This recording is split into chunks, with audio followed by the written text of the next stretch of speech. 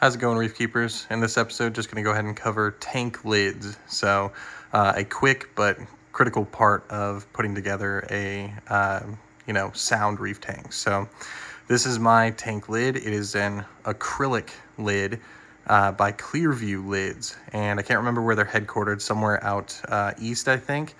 But basically the process was I gave them my exact water box tank and some other dimensions just to double check things, and they were able to send several CAD drawings that they had mocked up so that I could measure everything on my end and make sure that all of it jived correctly. And there are several companies like Top Lids, Kraken Reef, I know there are others as well that produce acrylic lids with plastic mesh on them like this. A few things to look for when you're picking a company to do your lid is, one, is there customization? Because I do suggest customization for these, especially on a larger system. So I've got a large cord grommet right here in this back corner. I have another one there that's not used, but I wanted one on each side. In case I were to ever move the tank, I would have a grommet that's ready to go, or cutout rather. I think that's probably the proper term, is a cutout. Also, I chose the extra large acrylic feed door option on the front of it. So the extra large door has come in handy countless times.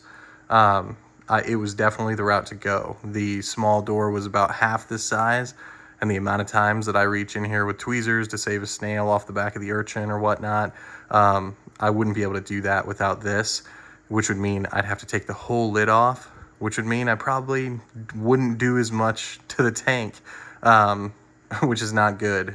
It encourages me to continually maintenance the tank, the fact that I can get my arm down and through this lid here. So one other aspect that I would definitely look for in a tank lid is some kind of center support system, right? So this has a hefty acrylic beam that goes through the middle of it, and if you don't have some kind of central support system underneath that mesh, or attached to the mesh in some way, that mesh is going to sag over time. It just does. It gathers salt creep. It becomes kind of a messy look if you do not have something that's going to keep it taut near the center.